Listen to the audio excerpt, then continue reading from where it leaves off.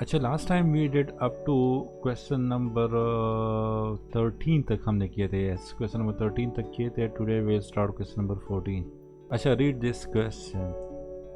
Vixen intends to buy either gift A, which costs $10, or gift B, which costs $8, as Christmas gifts for each of her parents, two siblings, 13 relatives, and 10 friends.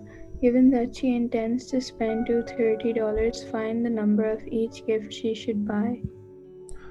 Okay, so what do you think? क्या करना होगा इसमें?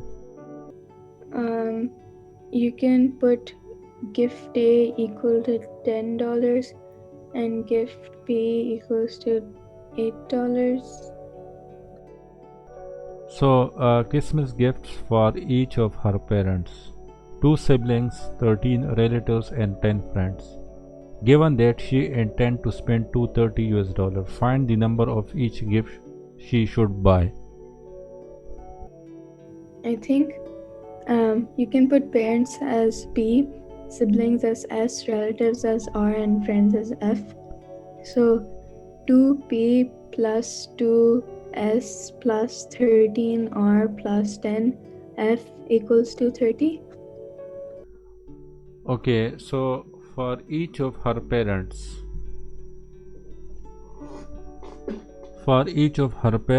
two siblings, 13 relatives, and 10 friends. Okay, so for each of her parents means ke her mother and her father. Okay, so let's say the mother is M. I am represented the mother by M alphabet, and I am represented the father by F alphabet.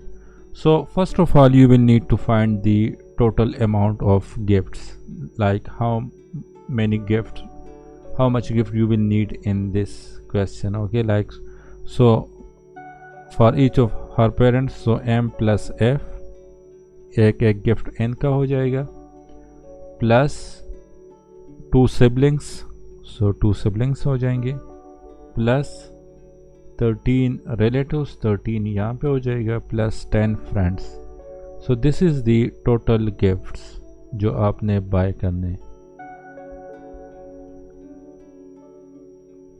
Okay, अच्छा, तो हमारे पास total gifts कितने हो जाएंगे? M plus F plus इनको add कर लो, 20, 30, 20, 23, 24, 25 ये हो जाएगा. ओके, तो यहाँ पे हमारे पास this will be the total gifts.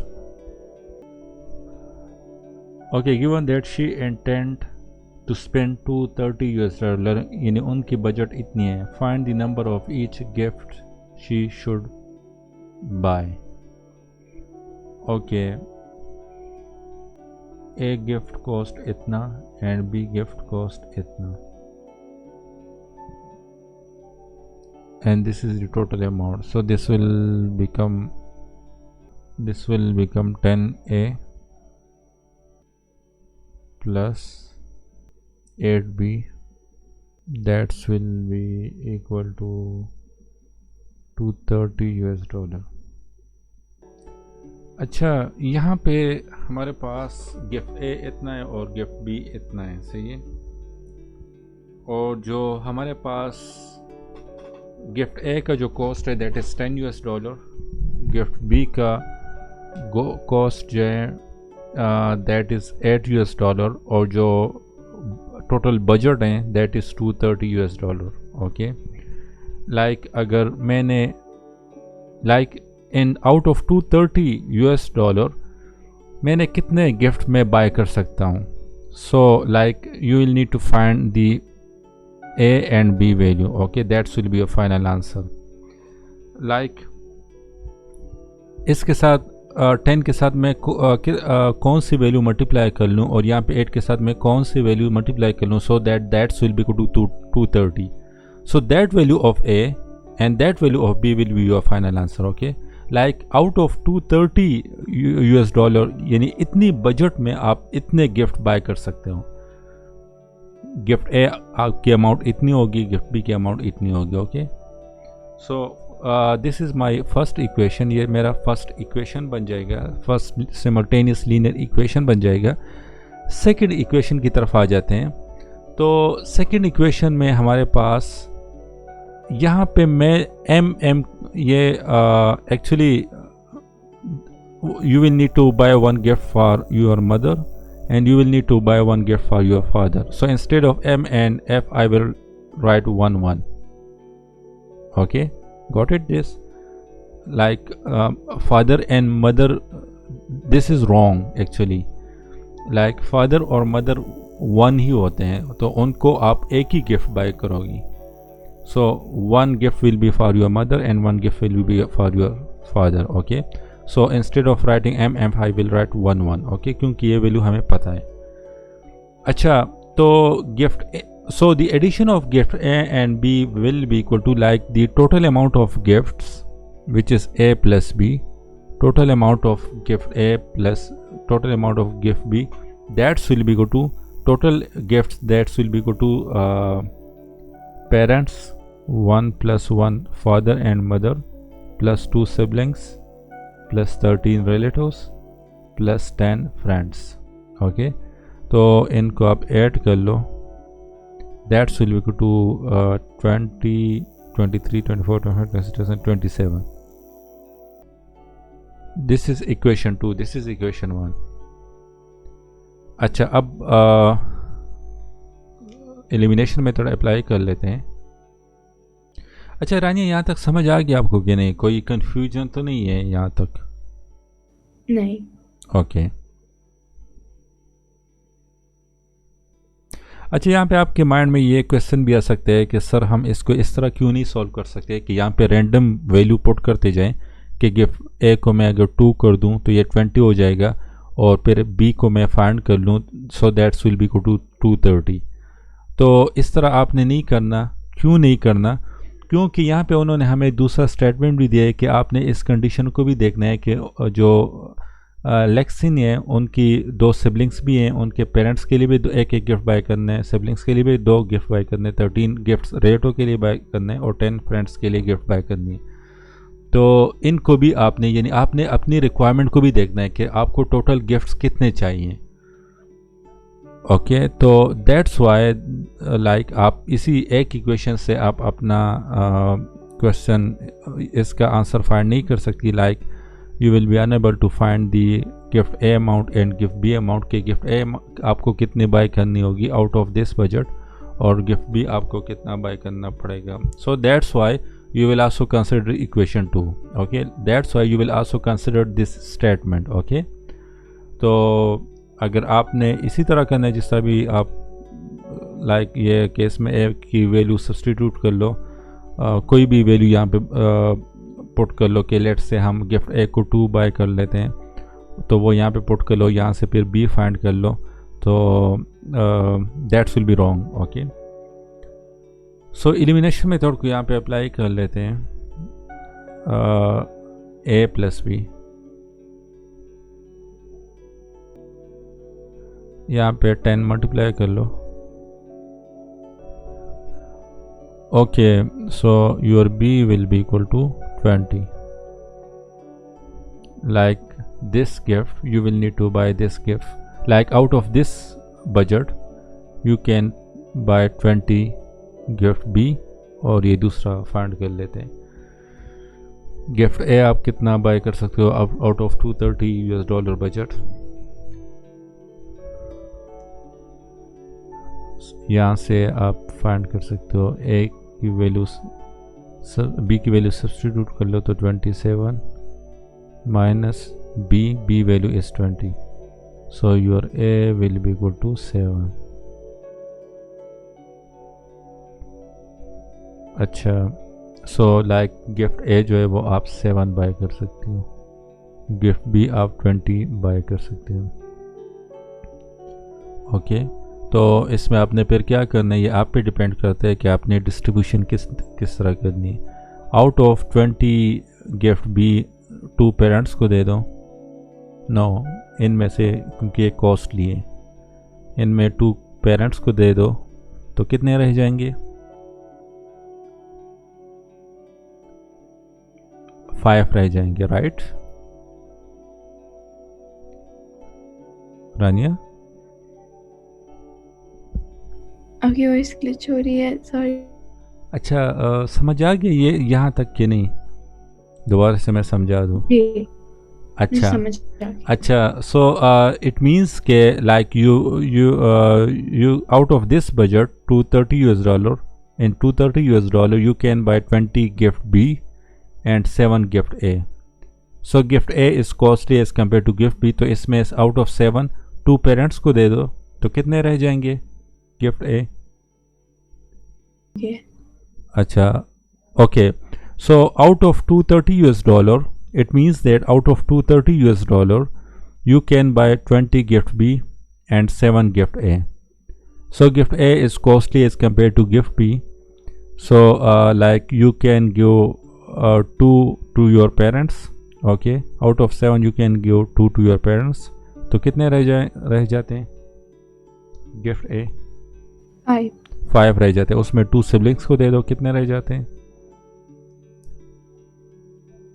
3. So relatives में फिर आप देख लो, 3 आप गिफ्ट ए दे दो, गिफ्ट ए आपके ख़त्म हो जाएंगे यहाँ पे।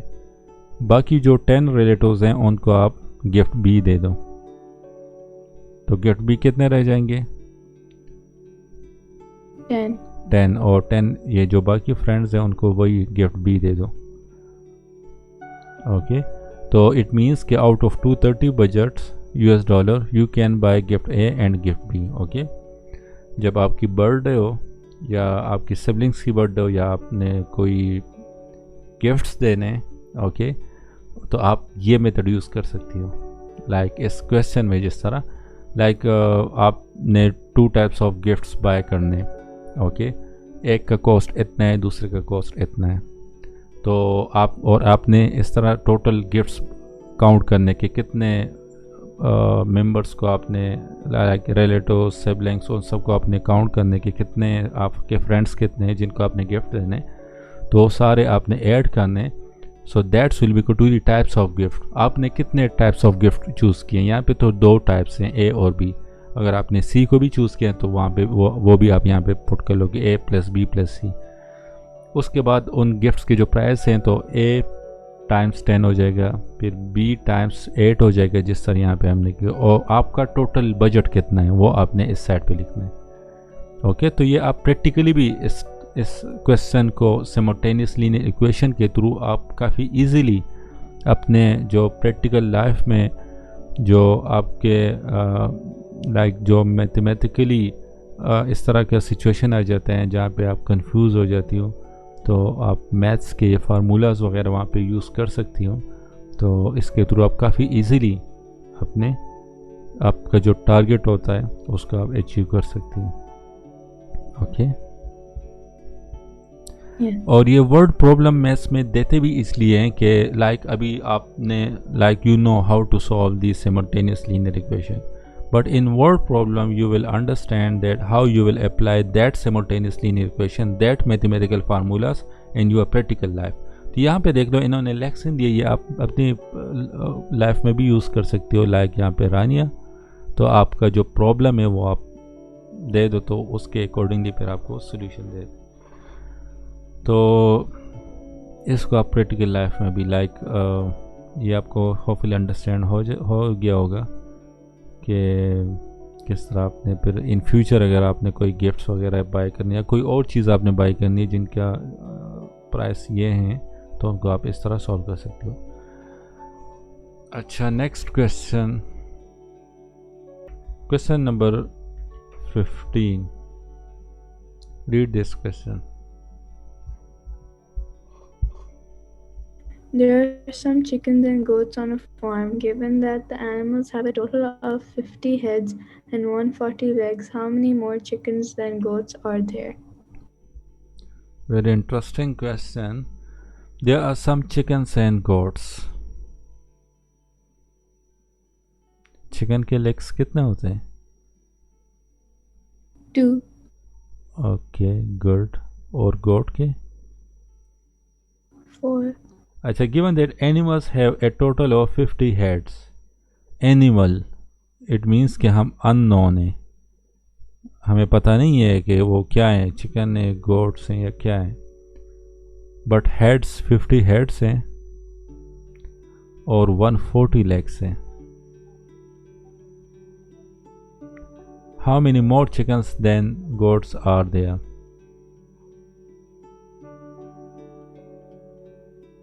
So it means that first of all you will need to find the number of chickens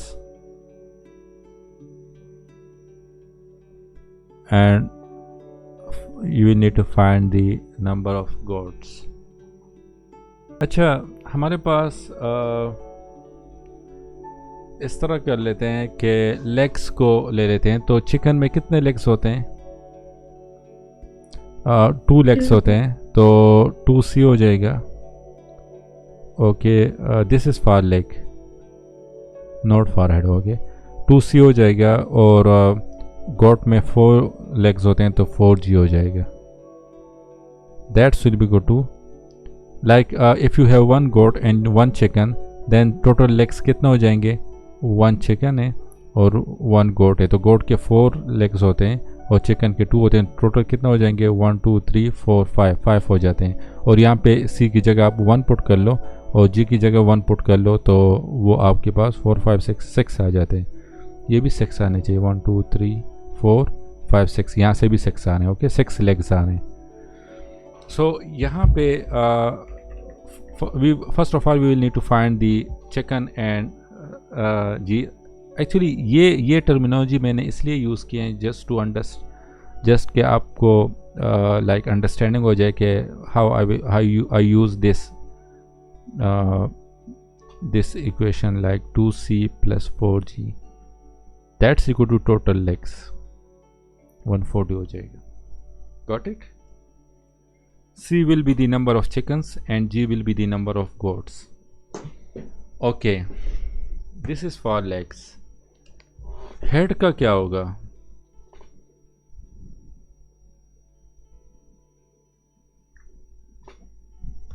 कितने हेड्स होते हैं चिकन में और कितने हेड्स होते हैं गोट में? One. गोट में 1 होता है, 2 नहीं होते। 2 heads. हाँ, सोच लो।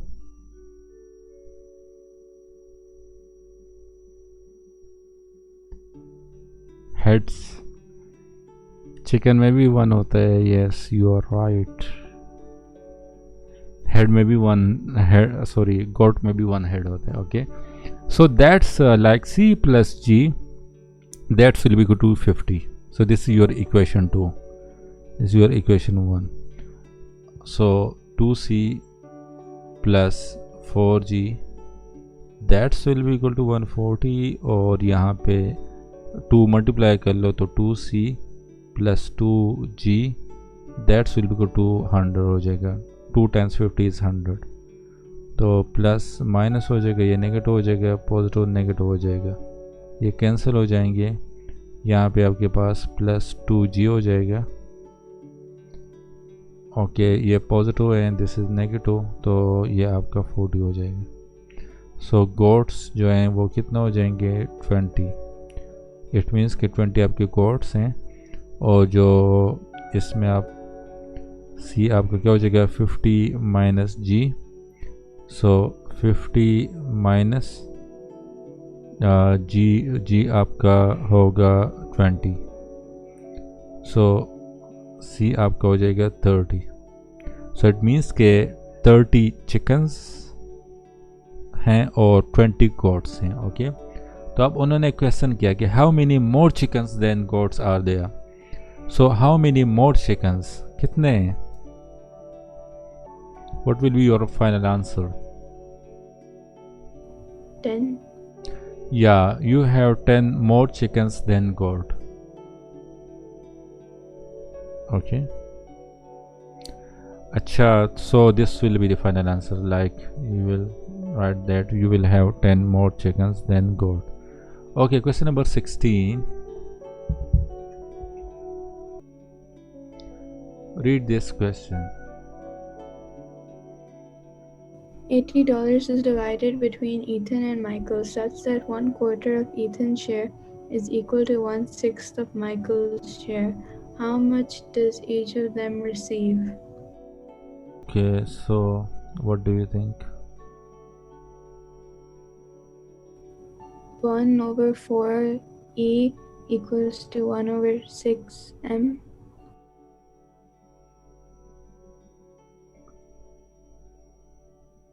1/4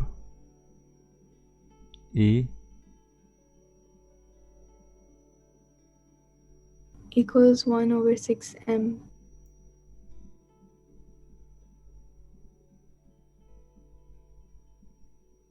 Good. Okay. $80 is divided between Ethan and M. So this will become E plus M will be equal to $80, right? So Yes. this equation will be equal to 6E 4M हो जाएगा,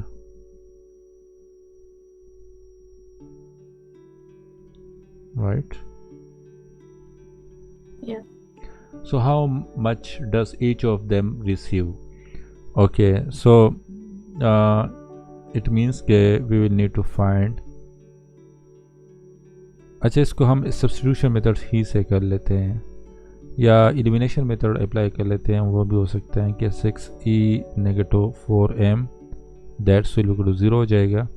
यहाँ पे 6 को multiply कर लो 6e plus 6m that's will be equal to $480।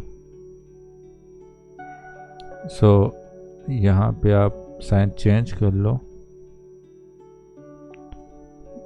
so this will be negative 10m हो जाएगा, that's will get negative 480, so your m will be equal to $48।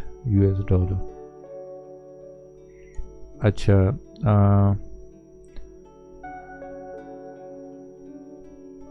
your e will be equal to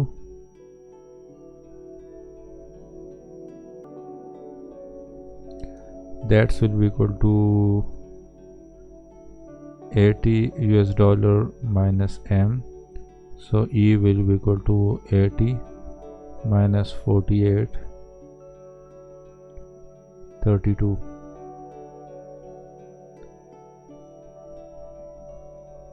so this will be your final answer. Okay, question number 17. Read this question. Rui Feng deposited a total of $25,000 in Bank A and Bank B at the beginning of 2013. Bank A and Bank B pay simple interest at rates of 0.6% and 0.65% per annum respectively. He withdrew all his money from the two banks at the end of 2013. If the amount of interest he earned from each bank is the same, find the amount of money he deposited in each bank. Acha, you know what is mean by simple and compound interest? No. अच्छा, actually जब भी आप bank से loan लेती हो, let's say आप 100 rupees bank से loan ले लेती हो, ओके, और 100 रुपीज़ आपने बैंक से लोन ले लिए, तो इस पे वो इंटरेस्ट रेट डाल देते हैं। इंटरेस्ट वो कहते हैं कि okay we will give you 100 rupees but you will give us 10% interest on this 100 rupees, 10% interest on this 100 rupees per annum, annum means के year, per year. So let's say आपने after 3 years ये rupees वापस करने, so after 3 years ये कितने आपको instead of 100 rupees, इस तरह नहीं होगा कि आपने 100 रुपीज़ बैंक से लिए और 100 रुपीज़ ही आप आफ्टर 3 years बैंक को वापस करोगी। No, after 10% of 100 will be equal to, it means कि 10% of 100 that will be equal to 10 out of 100 per cent. Cent means 100 of times 100. So this 100 will be cancelled over this 100. So it means कि 10 rupees interest आएगा इस पर year. So after 1 year 10 rupees आ जाएगा, after 2 year 10 rupees और आ जाएगा, after 3 year 10 rupees और आ जाएगा. तो after 3 years you will pay 130 rupees, not 100 rupees. Okay, so this is the full simple brief story of interest, and this interest is the simple interest. कुछ bank कहते हैं कि no, we will charge you compound interest. Actually interest is divided into two types. One is simple interest and second one is the compound interest. तो simple interest तो ये हो गया जो इस तरह है, 10 rupees after 1 year, फिर 10 rupees after 1 year, फिर 10 rupees after 3 year. So it means कि total आपको 130 rupees buy करने हैं. This is for simple. अच्छा, कंपाउंड इंटरेस्ट में क्या होता है? कंपाउंड इंटरेस्ट में हमारे पास लेट्स से वो कह रहे हैं कि no, we will charge you compound interest 10% compound interest. So it means के after 1 year you will pay 110 rupees. Okay, 10% of 100 will be equal to 10. So after 1 year you will pay 110 rupees. After second year you will need to find, you will pay 10% of this amount. Okay, यहाँ पे you pay after 1 year you will need to pay 10% of 100 rupees. After 2 years you will need to pay 10% of this amount. After 3rd year you will need to pay 10% of this new amount. यहाँ पे जो amount आ जाएगा. So compound interest को find कर लेते हैं. After 2 years you will need to, after 1 year you will need to pay 110 rupees. After 2 years you will need to pay 10% of 110. तो इसका 10% find कर लो. This 0 will cancel over this 0, this 0 will cancel over this 0, so 11 आ जाएगा. So it means कि after 2 years you will pay 110 plus 11 which is equal to 121. अच्छा, after 3rd year you will need to pay 10% of 121. So find it 10 out of 100 times 121. So this 0 will cancel by this 0. So it means that you will pay 12.1 rupees. So 12.1 rupees plus 121. So it means that you will pay 133.1 rupees. Okay, so 133.1 rupees you will pay after 3 years. Okay, और यहाँ पे 130 rupees थी.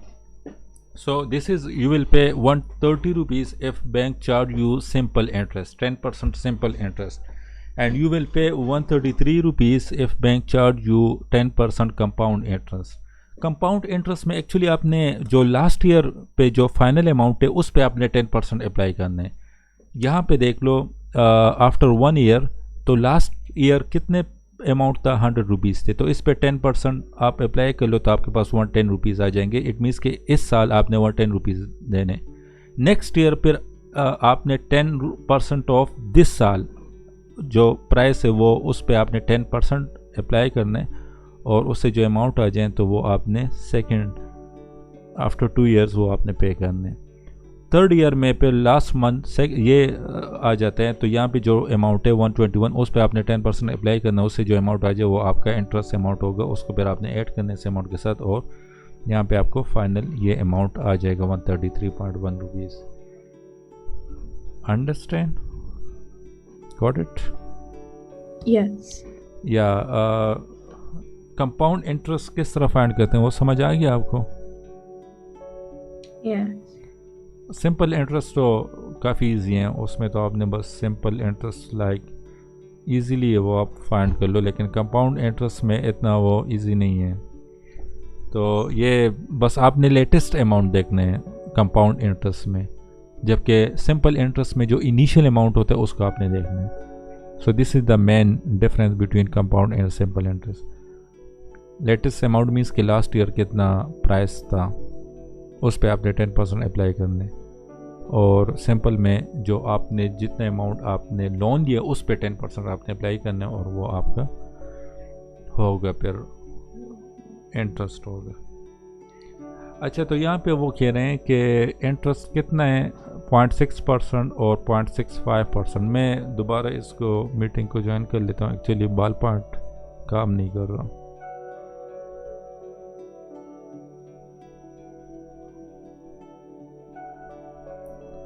Okay,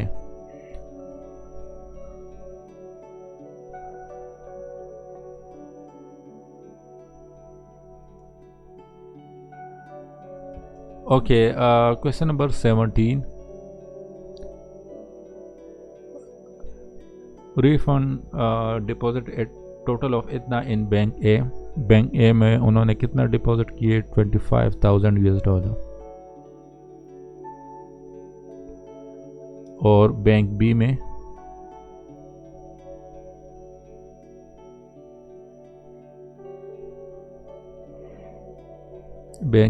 उन्होंने deposit किए, okay, total इतना amount इन्होंने 2013 में इतना अमाउंट पे किए bank A and bank B. तो इट मीन्स कि ए प्लस बी कितना अमाउंट हो गया, $25,000 हो गया। अच्छा, bank A and bank B पे सिंपल इंटरेस्ट, ओके, उन्होंने सिंपल इंटरेस्ट यहाँ पे कहा एट रेट ऑफ इतना परसेंट एंड इतना percent per annum respectively. He withdrew all his money from the two bank at the end of 2013।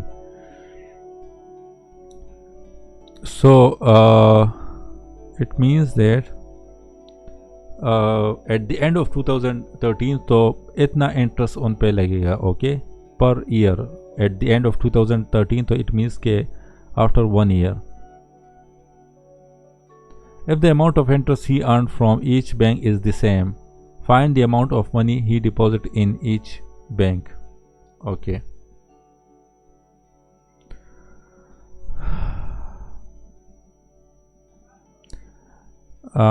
यहाँ पे हमने क्या करना है, उन्होंने कहा कि if the amount of interest he earn from each bank is the same, so it means that 0.6% bank A charge कर रहा है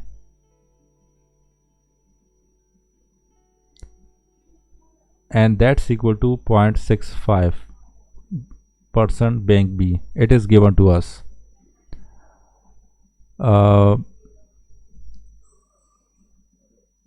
if the amount of interest he earned from each bank is the same, okay, so based on this statement I am writing this, okay, तो ये क्या हो जाएगा, 0.6 divide by 100 हो जाएगा, क्योंकि परसेंट है, ए हो जाएगा, that's will equal to 0.65 divide by 100 B हो जाएगा। This 100 will be cancel by this 100, तो 0.6 ए ये इस साइड पे आ जाएगा, तो 0.65 B will be equal to 0 हो जाएगा।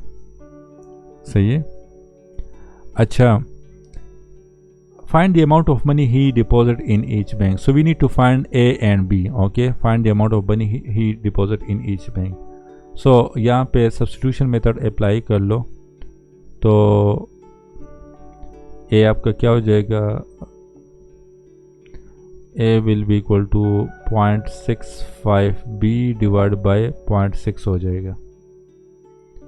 सो इसको यहाँ पे सब्स्टिट्यूट कर लो इसमें, तो 0.65 B divide by 0.6 plus B, that's will go to 25,000।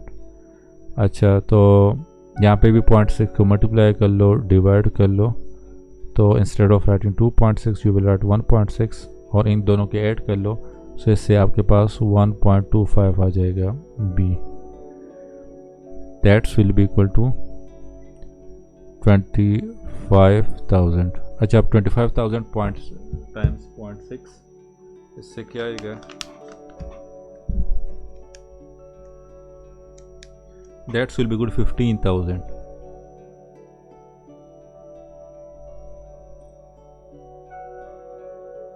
Okay, B will be equal to 15,000 divided by 1.25, that will be equal to 12,000. So it means कि 12,000 US dollar उन्होंने बैंक बी में डिपॉजिट किए हैं. Okay, सो 12,000 यहाँ पे put कर लो instead of B, तो आपका ए बैंक क्या आ जाएगा, 25,000 minus 12,000, that's will be equal to 13,000 US dollar. So this bank A में कितना डिपॉजिट किए, 13,000 US dollar. Okay, so this will be final answer.